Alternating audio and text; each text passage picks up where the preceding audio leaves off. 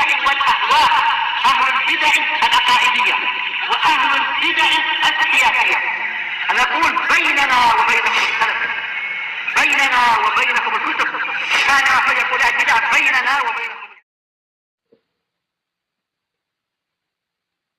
Bismillahirrahmanirrahim. Alhamdulillah hamdan katsiran thayyiban mubarakan fihi kama yuhibbu rabbuna wa yardah.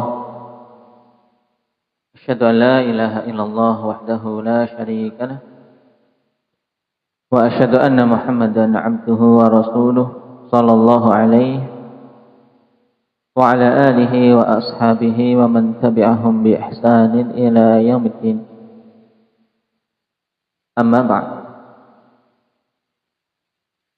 Alhamdulillah, kita memuji Allah Subhanahu wa taala dan bersyukur kepadanya atas semua kenikmatan yang telah Allah Subhanahu wa taala anugerahkan untuk kita semua.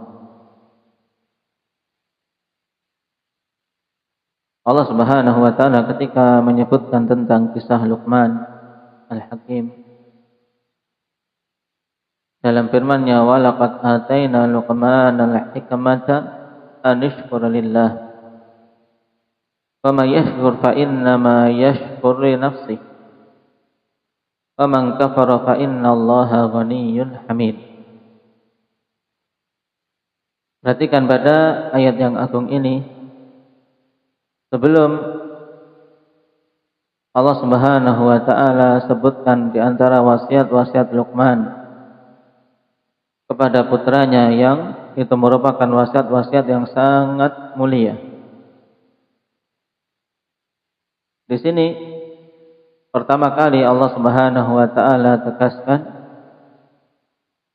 untuk kita bersyukur kepada Allah Subhanahu wa taala. Karena sungguhnya siapa saja yang bersyukur kepada Allah Subhanahu wa taala, hakikatnya dia bersyukur untuk dirinya sendiri. Nah, ini keadaan yang banyak manusia lalai darinya. Yaitu bahwasanya hakikat kesyukuran itu kemanfaatannya untuk diri kita sendiri. Wa may yashkuru fa inna ma yashkuru li nafsi. Siapa saja yang bersyukur, hanyalah sebenarnya dia itu bersyukur untuk diri sendiri. Bukan karena Allah Subhanahu wa taala butuh kita bersyukur kepadanya. Bukan karena Allah Subhanahu wa taala memiliki hajat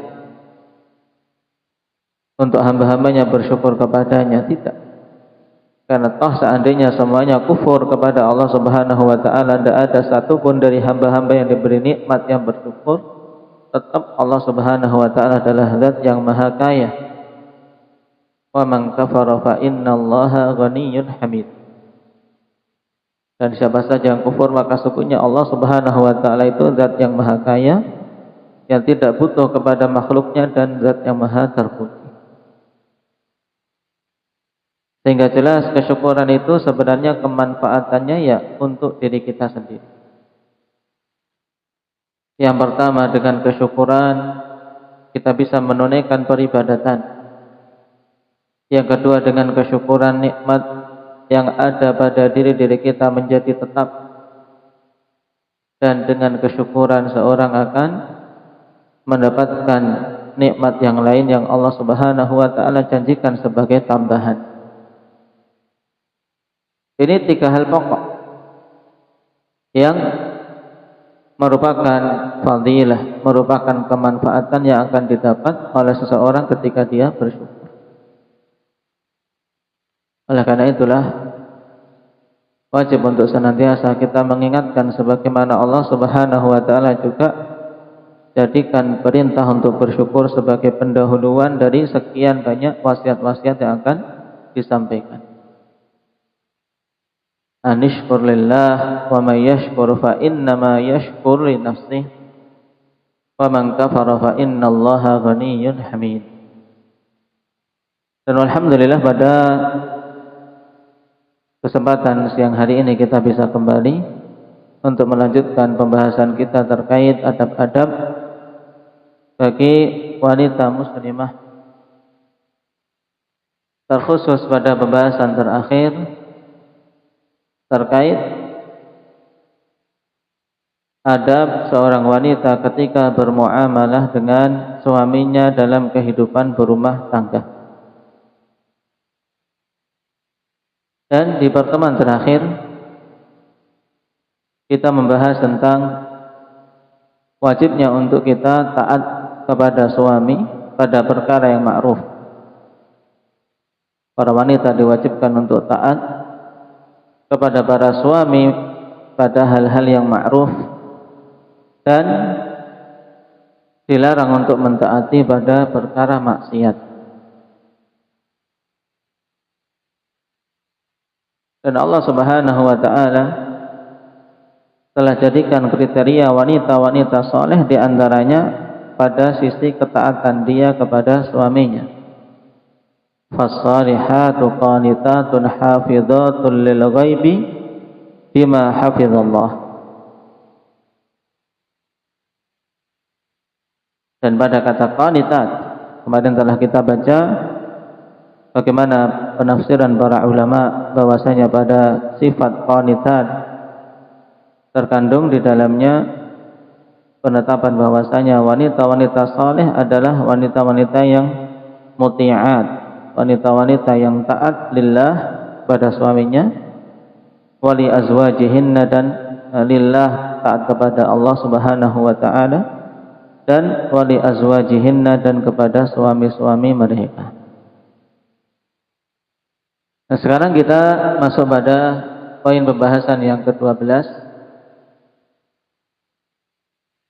Qala Syekhuna Abdullah Al-Riyani hafizahullahu ta'ala tahrimu tanaqqusil mar'ati li dharratiha.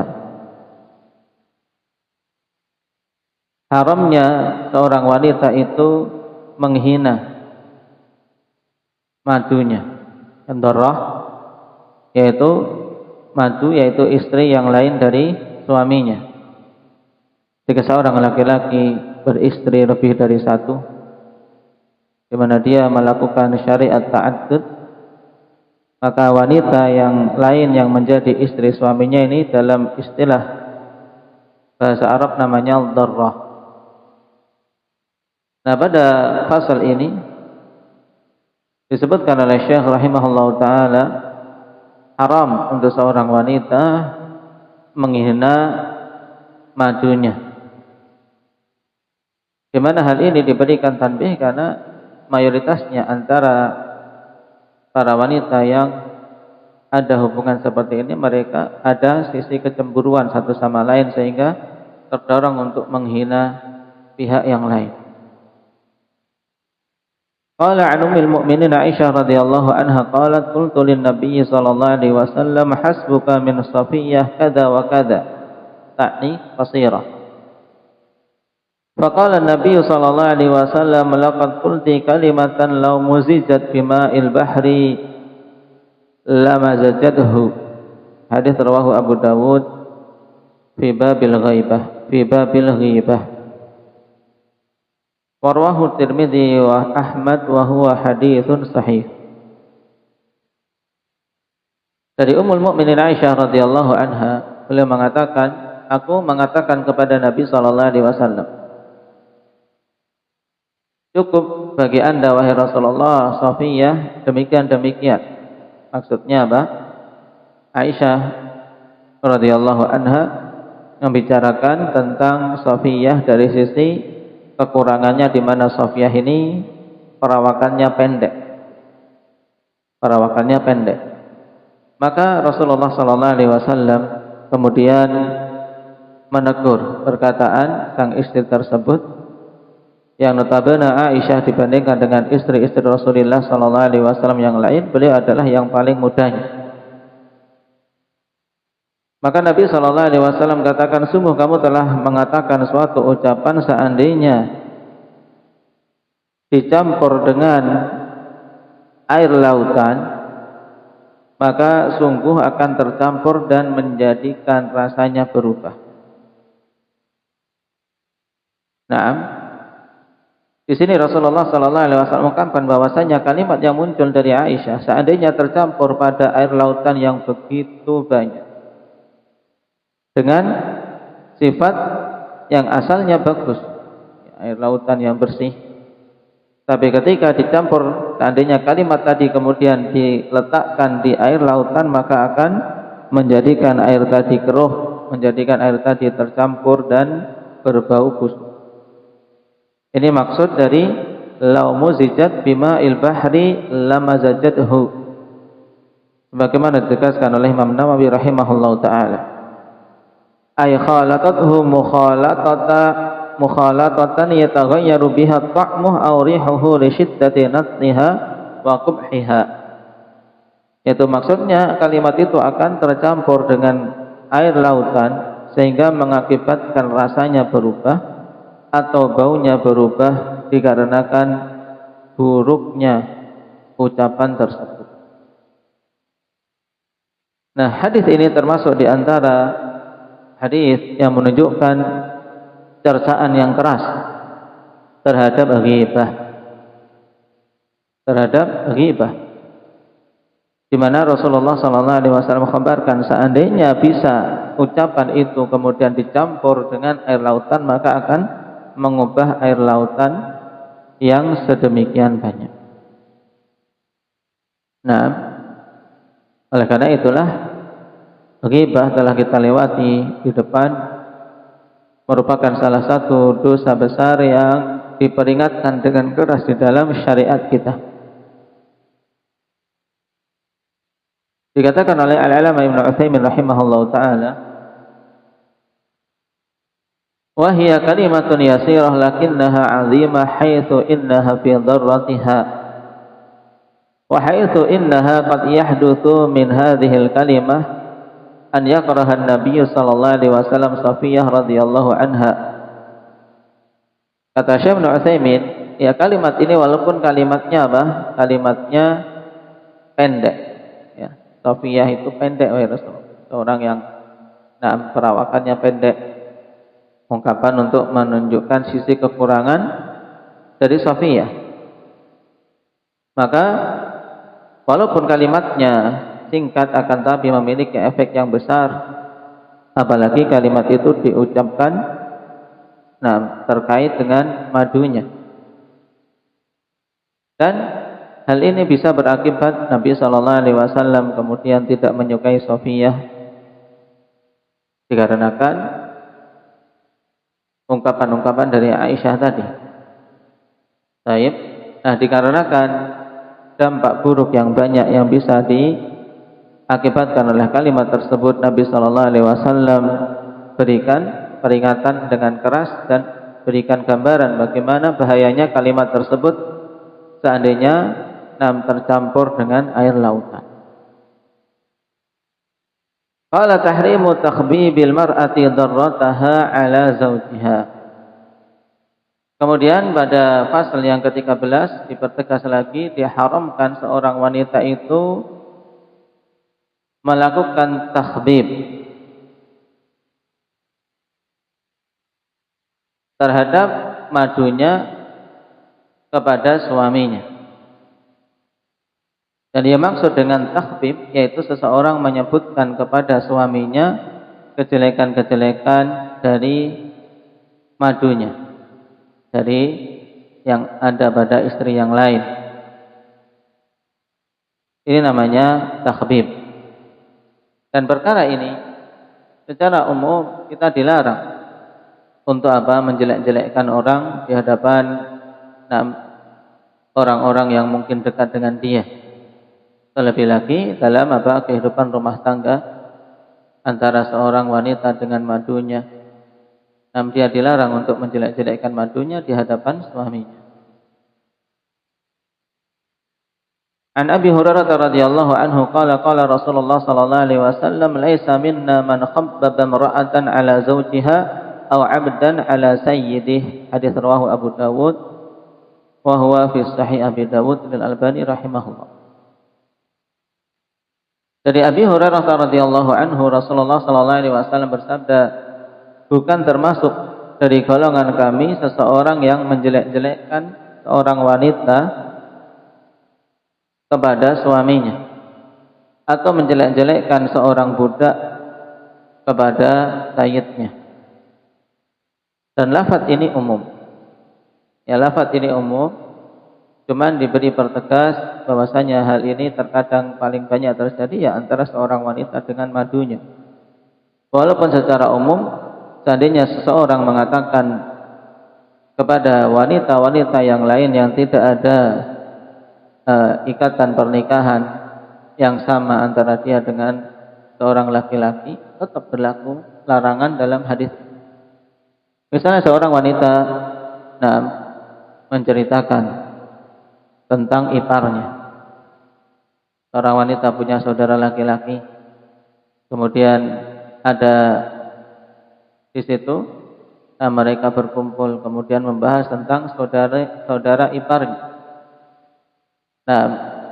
Diceritakan kejelekan-kejelekan di hadapan saudaranya tadi yang notabene dia adalah suami dari wanita tersebut. Ini juga masuk dalam cakupan hadis. Hal ini termasuk dalam dosa besar.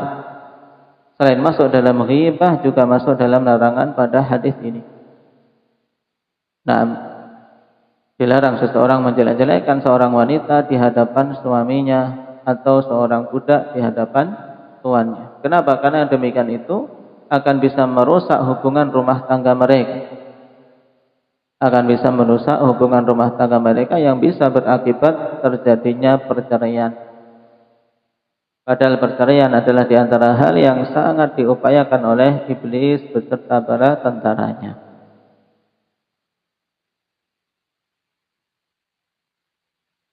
Baik. Dikatakan oleh Al-Alama Abdul Muhsin Al-Abbad hafizahullah ta'ala, at-takhbibu ifsadul mar'ati ala zawjiha bi an yas'a ila an yufsida ma fi qalbiha hatta yakuna al-firaq. Lianna min asbabit talaq takhbibul mar'ah ala zawjiha hatta tatamarrada alayhi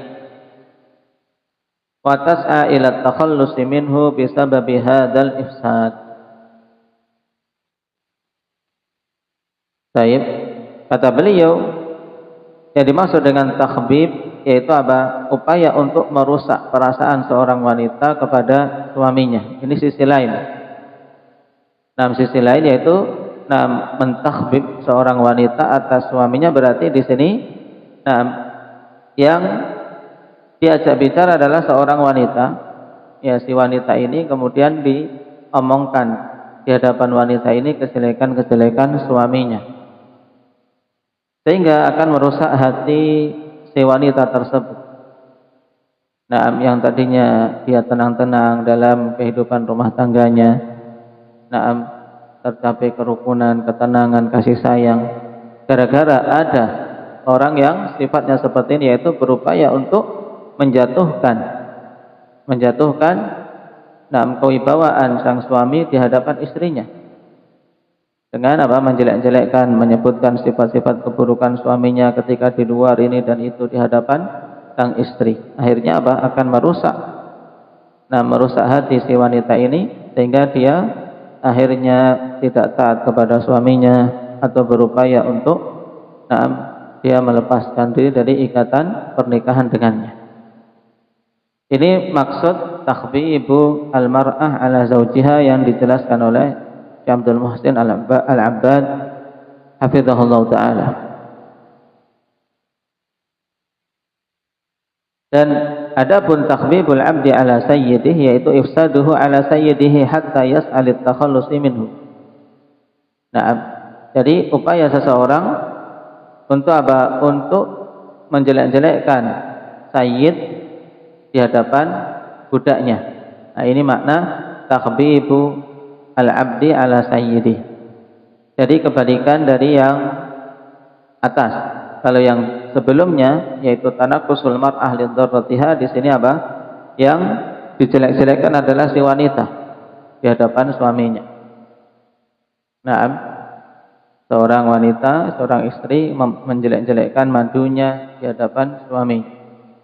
Adapun takbibul mar'ah darrataha ala zaujiha, maksudnya yaitu di sini seseorang berupaya untuk mempengaruhi madunya ya agar apa? Agar membenci suaminya. Baik. Jadi kebalikan dari kondisi pada pasal yang ke-12. Dan hal ini juga berlaku dalam banyak hal. Berupaya untuk menjelek-jelekkan seorang guru. Dia datang kepada murid, kemudian menceritakan kejelekan gurunya agar si murid ini pergi atau agar si murid ini tidak mengambil ilmu dari gurunya. Ini juga termasuk dalam takhbib. Mentakhbib yaitu apa? Berupaya mempengaruhi seseorang agar dia pergi menjauhi gurunya yang sebelumnya dia menuntut ilmu di sisi. Qala wa 'inda Ahmad bilafat wa man afsada mar'atan 'ala zawjiha falaysa minna. Dan dalam riwayat Ahmad dengan lafaz siapa saja yang merusak seorang wanita perasaannya terhadap suaminya maka bukan termasuk golongan kami. Jadi kita bisa menggambarkan yaitu di sini seseorang yang merusak seorang wanita dengan mempengaruhinya, dengan mengompor-ngomporinya, sehingga apa? Rusak perasaan dia terhadap suami. Akhirnya dia tidak ingin taat pada suaminya, tidak ingin berkhidmah pada suaminya, dan inginnya pokoknya sudah cerai saja. Inginnya untuk dia khulu misalnya. Maka yang seperti ini falaysa minna, bukan termasuk golongan kami. Qala wa 'an Buraidah radhiyallahu anhu qala qala Rasulullah sallallahu alaihi wasallam laisa minna man halafa bil amanah wa man khabbaba 'ala imri'in zawjatah aw mamlukahu falaysa minna. Bukan termasuk dalam golongan kami orang yang bersumpah dengan amanah. Ini faedah yang lain. Bersumpah dengan amanah ini termasuk dari jenis bersumpah dengan selain Allah, selain nama Allah Subhanahu wa taala. Demi amanah, saya akan betul-betul bekerja dengan giat misalnya. Ini terkadang dilakukan dalam sumpah-sumpah jabatan, sumpah-sumpah ketika seseorang ingin melakukan pekerjaannya. Dia bersumpah dengan amanah.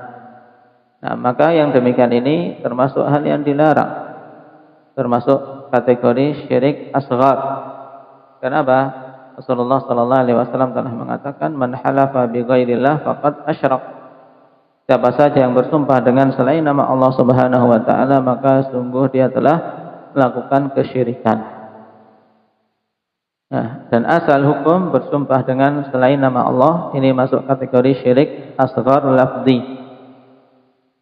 Dan bisa masuk pada tingkatan syirik akbar apabila padanya keyakinan, pengagungan kepada sesuatu yang dia bersumpah dengannya sebagaimana dia mengagungkan Allah Subhanahu wa taala.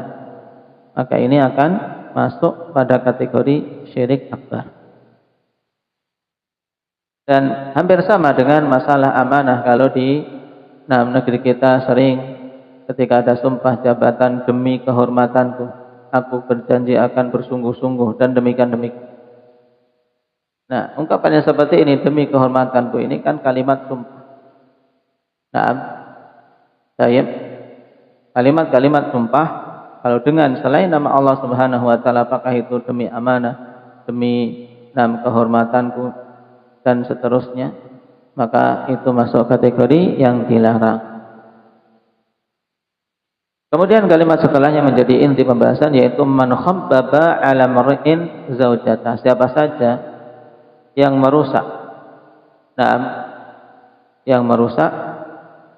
seorang wanita perasaannya kepada suaminya atau merusak seorang budak perasaannya kepada sayyidnya, maka dia bukan termasuk golongan kami.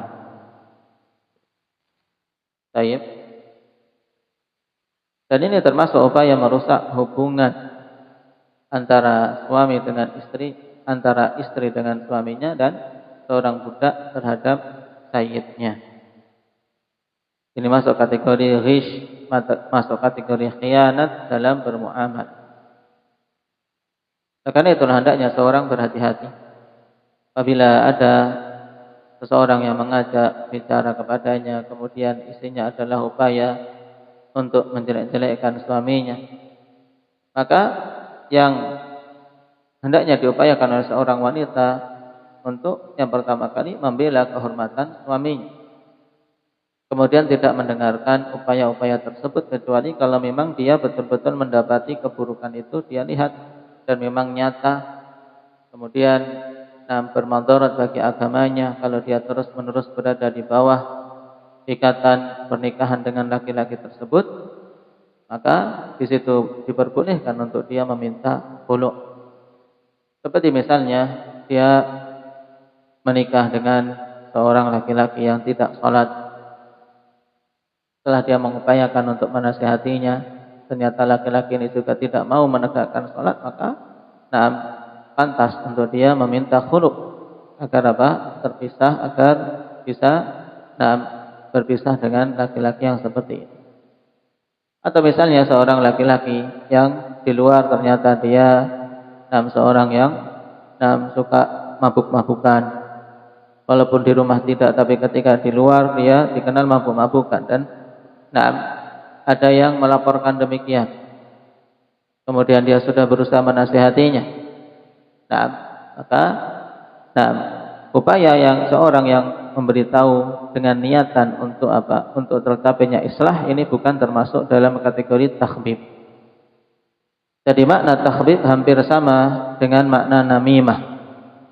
Hampir sama dengan makna namimah.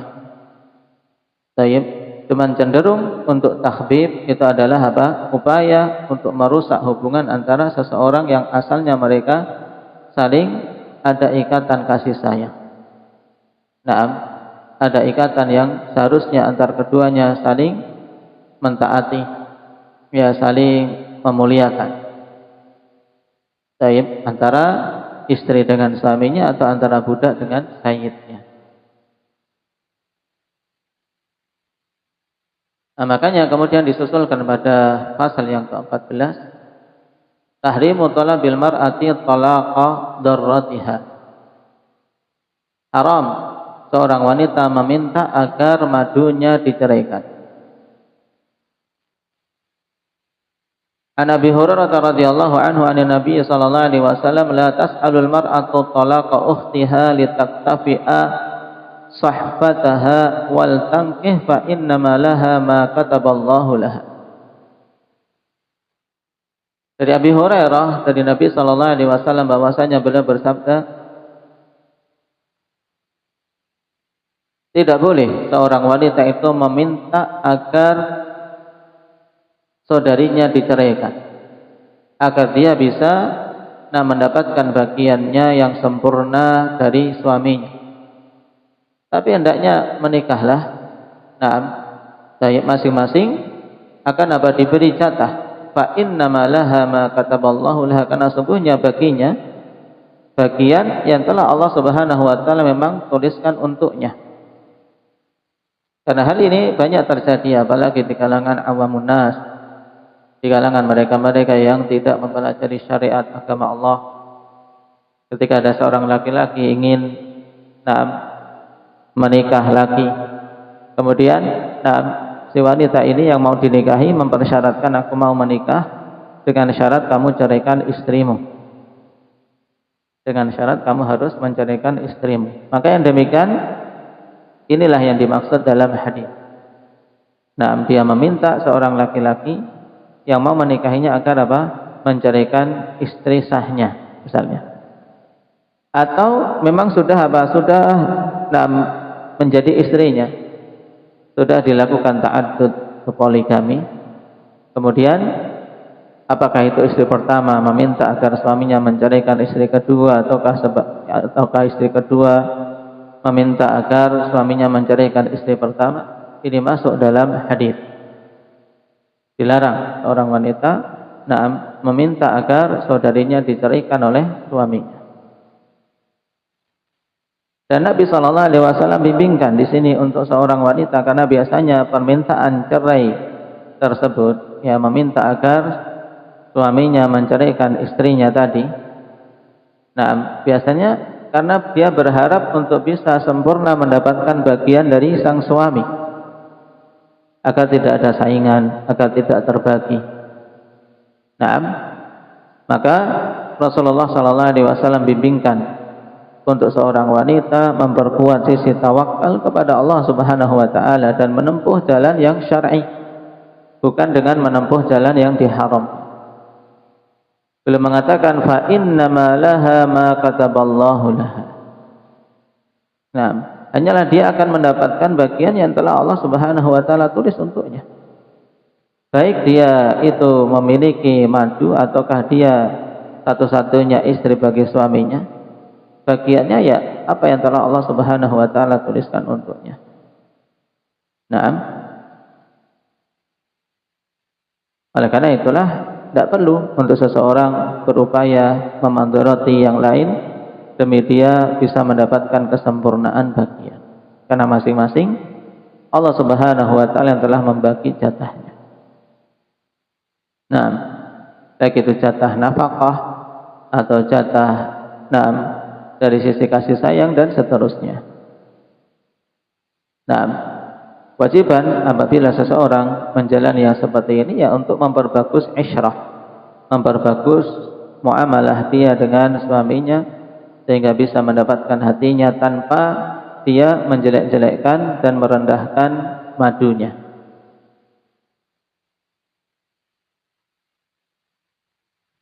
Wa fi riwayatin li syaikhain wala tas'alil mar'atu talaqa ukhtiha litaktafi'a ma fi ina'iha aw ma fi sahfatiha. Ini lebih jelas lagi, jangan sampai seseorang wanita meminta seorang laki-laki untuk menceraikan saudarinya agar dia bisa sempurna memenuhi bejana-bejananya atau memenuhi apa-apa yang ada di nampannya. Dalam artian di sini berarti mayoritas karena apa? Karena ambisi terkait masalah nafkah. Dia tidak ingin nafkahnya terbagi dengan madunya. Dan betapa banyak terjadi persengketaan dalam praktek poligami ya karena ketidakadilan dari sisi ini. Dikiranya keadilan karena terkadang salah dalam memahami makna keadilan, dan terkadang juga memang seorang suami tidak memiliki sifat adil tersebut. Nah, keadilan bukan berarti kemudian harus sama pemberiannya antara keluarga satu yang di situ istri pertama dengan anak-anaknya dengan keluarga yang kedua yang di situ istri yang baru tapi belum memiliki anak. Karena jatah anak itu sendiri dan jatah istri itu sendiri. Seorang wanita yang sudah memiliki anak, maka jatahnya yang disamakan dengan madunya ya bagian istrinya saja. Jadi dibedakan jatah istri dengan jatah anak-anak dari sisi nafkah. Maka ketika seorang sudah terjun dalam poligami atau dalam ta'addud, hendaknya betul-betul memperhatikan sisi ini. Keadilan dalam memberikan nafkah bukan kemudian antara keluarga itu disamaratakan, tidak. Sesuai dengan sesuai dengan jumlah anggota keluarga. Yang harus sama yaitu antara nafkah istri satu dengan nafkah istri kedua. Untuk bagian istrinya sama. Adapun untuk bagian anak-anak ya sesuai dengan jumlah anak-anaknya, karena anak-anak sendiri nafkahnya. Ini yang terkadang seseorang tidak bedakan. Keluarga pertama anaknya 5, kemudian keluarga yang kedua, istri kedua baru memiliki anak 1, kemudian minta jatah nafkah secara totalnya sama, ini keliru. Yang seperti itu terkadang yang menimbulkan persengketaan, menimbulkan kesenjangan dalam praktek poligami. Qala fi lafdhin Ibnu Hibban la tas'alil mar'atu talaqa ukhtiha litastabrigha ma fi sahfatiha fa innal muslimata ukhtul muslimah. Di kalimat yang ketiga ini penegasan dari Nabi Shallallahu Alaihi Wasallam untuk seorang wanita itu memperkuat jiwa besarnya untuk mengakui bahwasanya madunya itu adalah juga saudarinya. Ini yang penting. Ketika terjadi perasaan seperti ini, yaitu seorang wanita dengan madunya sama-sama menganggap bahwasanya mereka itu bersaudara. Nah, seorang wanita muslimah adalah saudari dari muslimah yang lain. Sebagaimana dia suka untuk bagus dalam hubungan rumah tangga dengan suaminya. Nah, tercapai kebaikan, demikian pula tentunya saudarinya juga menginginkan yang seperti itu. Nah, ketika terwujud bahwasanya dia adalah saudari yang aku juga suka kebaikan dia dapatkan sebagaimana aku menyukai kebaikan aku dapatkan, maka akan tercapai kerukunan di dalam kehidupan berumah tangga walaupun mereka adalah para madu. Tidak memperbesar sisi bersaing untuk mendapatkan suaminya satu-satunya atau untuk menjelek-jelekkan pihak yang lain, tidak. Tapi sama-sama untuk membentuk kerukunan antar mereka. Kenapa? Karena fa'innal muslimata ukhtul muslimah. Dan hal ini juga berlaku bukan hanya pada kehidupan ketika berpoligami. Hendaknya seorang wanita dengan wanita-wanita yang lain sesama para muslimah mengakui, menyadari bahwasanya al-muslimah ukhtul muslimah. Seorang wanita muslimah adalah saudarinya muslimah yang lain untuk sama-sama ta'awun dalam albir, ta'awun dalam kebaikan, wa ta'awanu 'alal birri wat taqwa. Terkhusus bagi para salafiyat untuk memperkuat sisi ini karena kita berada di dalam keterasingan. Di dalam keterasingan. Nah, untuk betul-betul menguatkan sisi bahwasanya kita ini bersaudara. Muslimah yang satu dengan muslimah yang lain bersaudara. Untuk ta'awun, saling bantu membantu di dalam istiqamah. Saling bantu membantu dalam belajar. Ada saudarinya yang belum bagus bacaan Al-Qur'annya, maka belajar kepada saudari yang lain yang sudah bagus. Ada yang belum paham, bertanya kepada saudarinya muslimah yang lain yang sudah paham, demikian. Sehingga akan tercapai ta'awun 'alal birri wat taqwa dan tercapai kebaikan yang banyak. Juga di antara hal yang lain yang penting untuk diingat dari kalimat ini, fa'innal muslimah ukhtul muslimah, yaitu terkait mensikapi anak-anak saudari-saudarinya, anak-anak muslimah yang lain. Maka anggap bahwasanya anak-anak saudarinya adalah juga anak-anak kita yang kita butuh juga memperhatikannya, kita butuh juga menginginkan kebaikan bagi mereka. Dan sampai pada diri seorang wanita, seorang muslimah, seorang salafiyah, terkait anak-anak orang lain kemudian dia menginginkan keburukan baginya atau bersikap syamatah terhadapnya, karena sungguh yang demikian itu hanyalah kemadaratannya akan kembali kepada diri sendiri. Karena terkadang seorang karena kedengkian, karena iri, ingin untuk anak si fulanah biar celaka, atau ketika dia tertimpa musibah dia senang, maka yang demikian ini bertentangan dengan kalimat Nabi sallallahu alaihi wasallam tersebut, fa innal muslimah ukhtul muslimah. Barakallahu fikum. Ini kita mengambil 3 fasal dalam masalah bagaimana seorang wanita bermuamalah dengan darrahnya. Namun juga kita bisa memetik faedah yang lain, yaitu intinya dilarang untuk seorang wanita mempengaruhi saudarinya, mempengaruhi wanita yang lain agar dia memiliki perasaan buruk terhadap suaminya. Nasallallahu azza wa jalla ayyuhfiqana lima yuhibbuhu wa yardahu walhamdulillahi rabbil alamin.